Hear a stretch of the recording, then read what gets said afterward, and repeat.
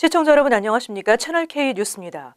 미 연방정부가 IS와 연계된 테러리스트들을 적발하기 위한 SNS 계정 조사를 미국에 입국하는 외국 방문객을 대상으로 실시하고 있습니다. 지난 20일부터 공항에서 무비자 입국 외국 방문객들이 전자사전 여행 허가를 신청할 때 SNS 계정 아이디를 제출하고 있습니다. 의무사항은 아니고 선택사항이지만 한국을 비롯해 미국과 비자 면제 프로그램 협약을 한 38개 나라 국민에 대한 권고사항입니다. SNS 계정을 묻는 항목에는 페이스북, 인스타그램, 트위터, 링크드인 등을 포함해 13개의 선택사항이 있으며 보기에 없는 기타 SNS 계정도 별도 기재해야 합니다. 신청자가 자신이 사용하는 SNS 계정을 입력하면 세관 국경보호국 직원들은 해당 소셜미디어에 올라와 있는 내용을 확인하게 됩니다. 이것은 IS와 연계된 테러리스트들을 사전에 적발해 이들의 입국을 저지하는 데 목적을 두고 있습니다. 하지만 구글, 페이스북, 트위터가 속한 인터넷협회, 미국 시민자유연맹 등은 이런 계획이 발표되자 사생활 침해와 인권 위협 소지가 크다며 강하게 반대하고 있습니다.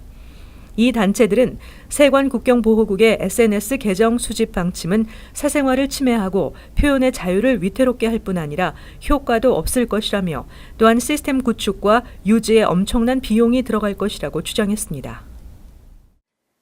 뉴욕 한인 커뮤니티 센터가 주택보험 가입 무효 처리 소송을 당했습니다. 보험사가 제기한 소송은 2년 전 커뮤니티 센터 건물 앞 눈길에서 넘어진 주민이 제기한 손해배상을 피하기 위한 것입니다. 주택보험사 유니언 뮤추얼사는 최근 한인 커뮤니티 센터를 상대로 보험 가입 무효 처리 소송을 제기했습니다. 이는 지난 2014년 한인 커뮤니티 센터 빌딩 앞 눈길에 넘어진 중국계 주민이 제기한 손해배상 책임에서 벗어나기 위함입니다. 유니언 뮤추얼사는 소송에서 한인 커뮤니티 센터는 법적으로 한 가구 주택인데 8가구가 거주했으며 이는 불법이라고 주장했습니다. 사건 당시 한인 커뮤니티 센터 건물에 유학생 8명이 살고 있던 것을 적시한 것입니다. 한인 커뮤니티 센터는 이에 대해 현재 변호사를 고용해 법적인 대응을 준비 중입니다. 한인 커뮤니티 센터는 보험사를 의도적으로 속인 것이 아니라는 점과 동포들의 성금으로 구입한 비영리 단체 건물이라는 점을 최대한 부각시키겠다는 계획입니다.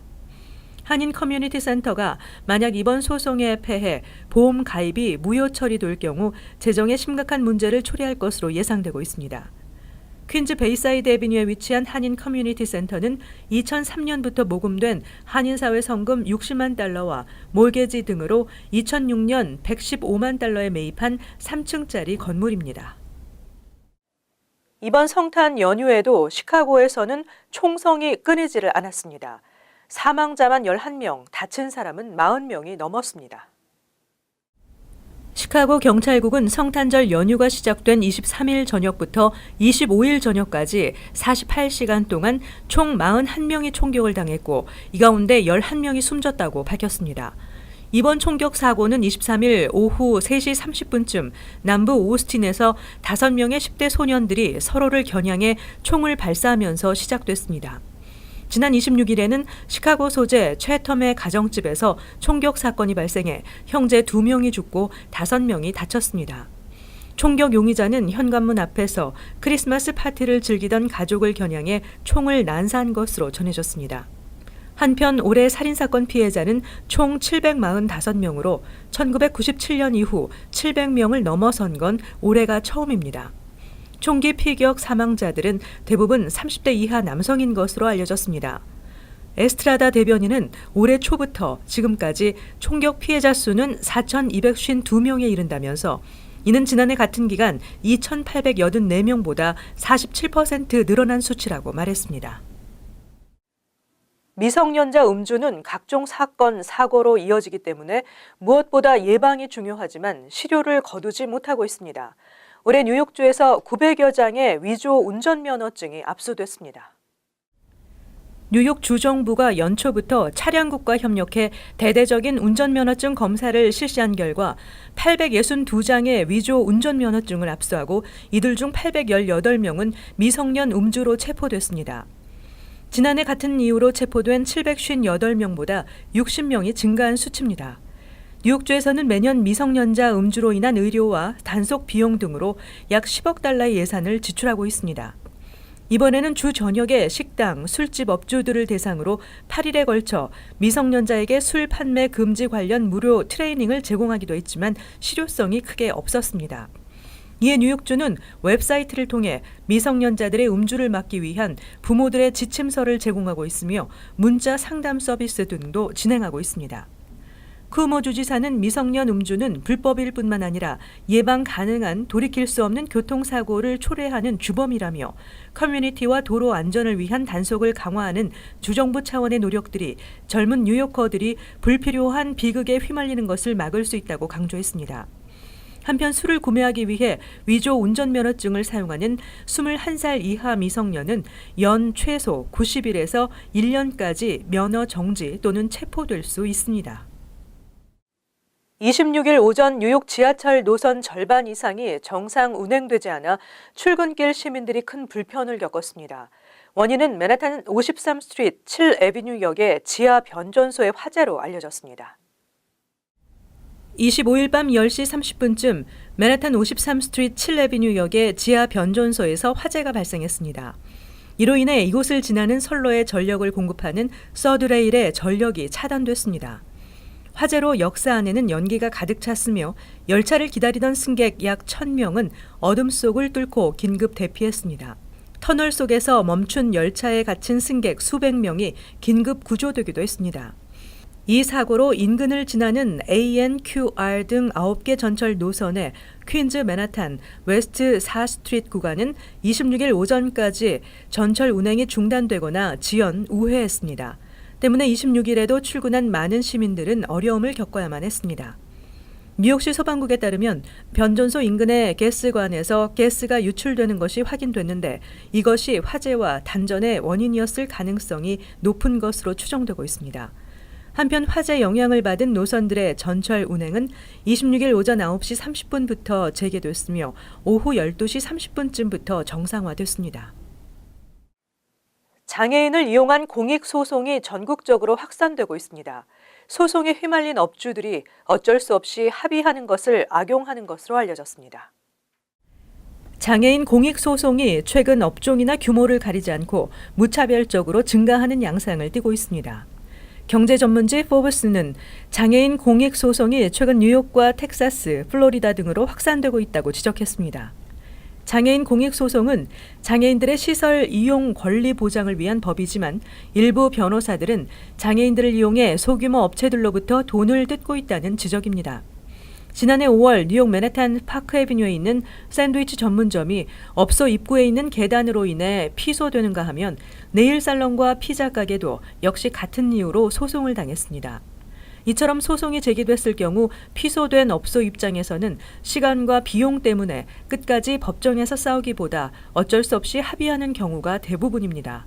업주는 울며 겨자 먹기로 합의할 수밖에 없어 갈취 합의라는 말이 나오기도 합니다. 포브스는 장애인 공익소송의 합의금은 평균 16,000달러가량이라며 재판에서 승소할 수 있지만 변호사 비용 등으로 소규모 업체의 1년 매출과 맞먹는 평균 75,000달러가량이 소요된다고 지적했습니다. 반기문 총장이 뉴욕의 새해맞이 행사 크리스털 볼드롭에 참석합니다. 대선 출마 의사를 사실상 공식화한 상황에서 대선 지지율 높이기에 활용하고 있다는 분석이 나왔습니다.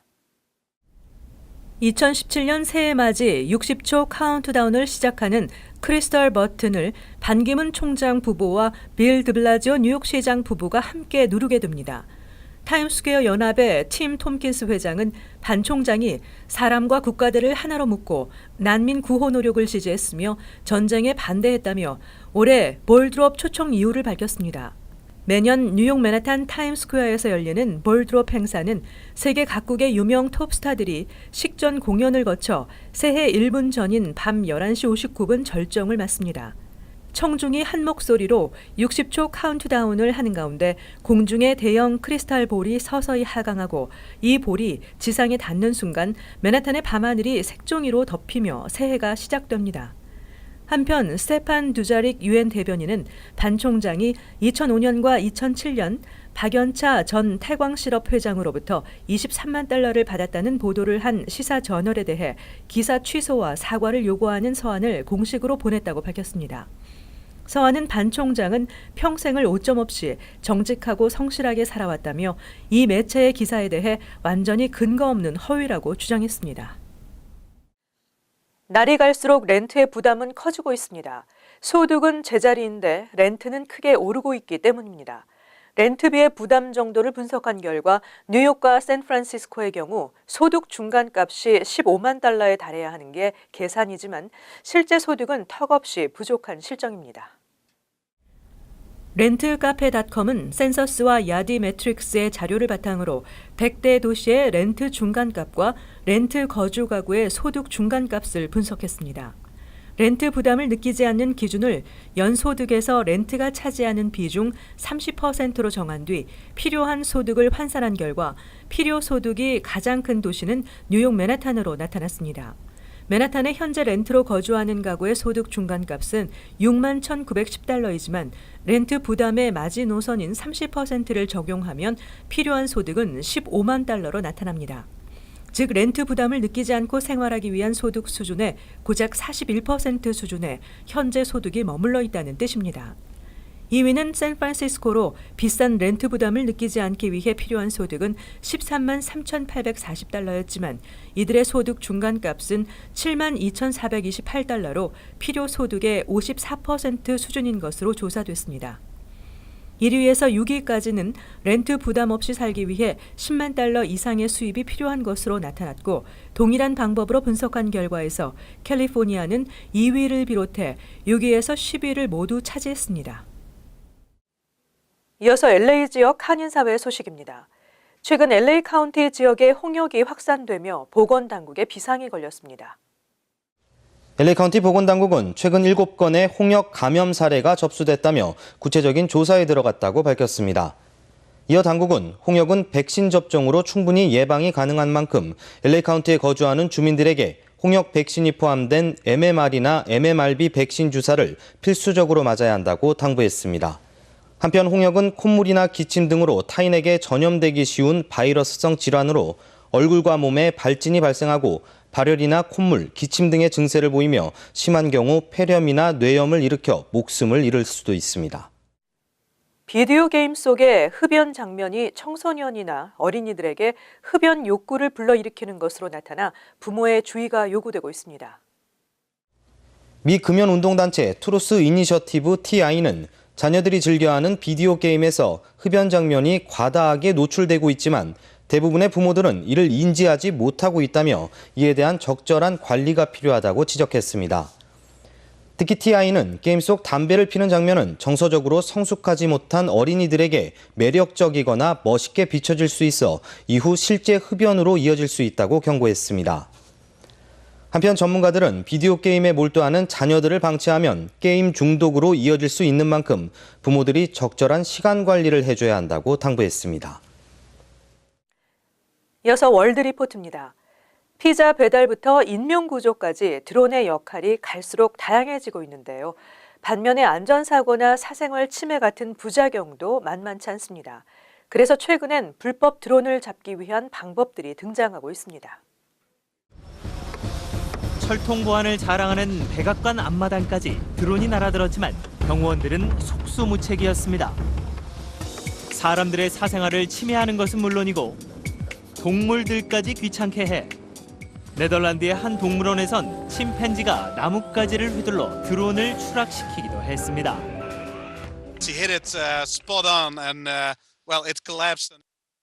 최근 들어 항공기와 드론이 충돌하는 사고까지 발생하자 불법적인 드론을 잡기 위한 기발한 방법들이 등장하고 있습니다.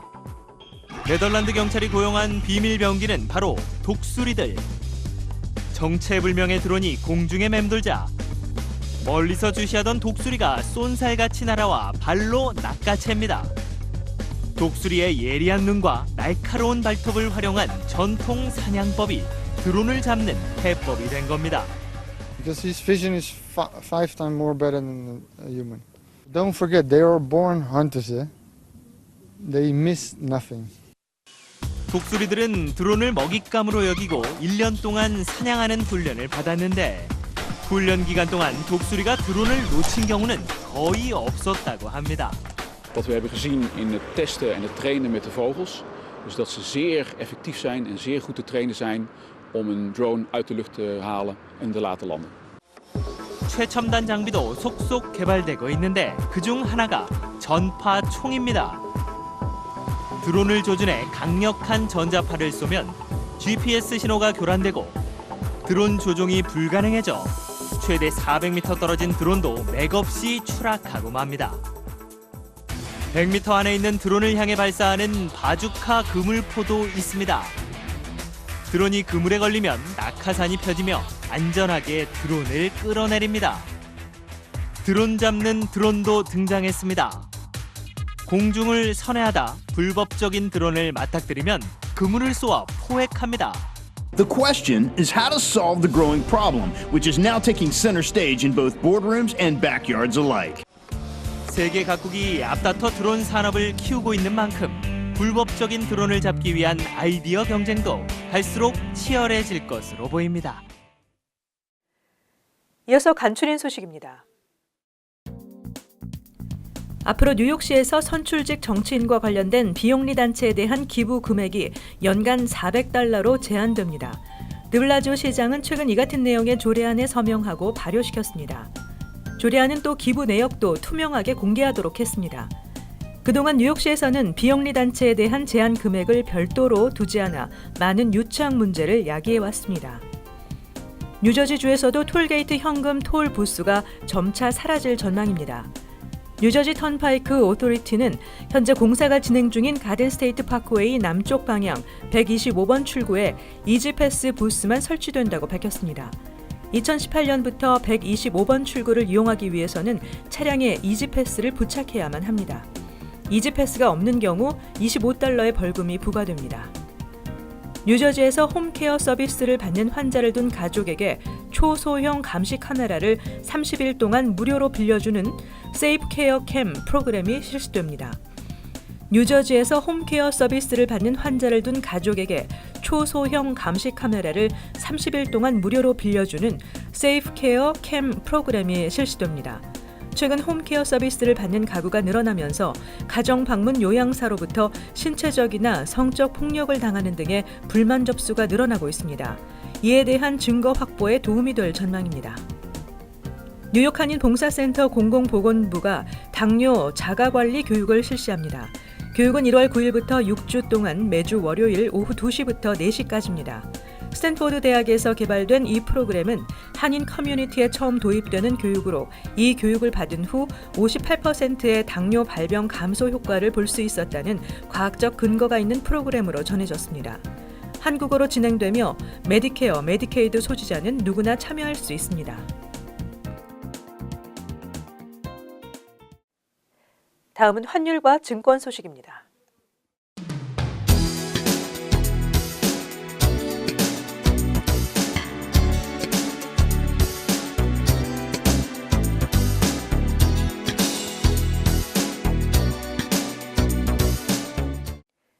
계속해서 날씨입니다. 수요일은 대체로 맑겠지만 다시 쌀쌀해지겠습니다. 낮 최고 기온은 42도 섭씨 6도, 밤 최저 기온은 33도 섭씨 1도 예상됩니다. 목요일은 흐리고 비가 내리겠습니다. 금요일은 대체로 흐린 날씨에서 차차 개이겠지만 한 차례 소나기가 예상됩니다. 토요일은 간간히 흐리고 대체로 맑겠습니다.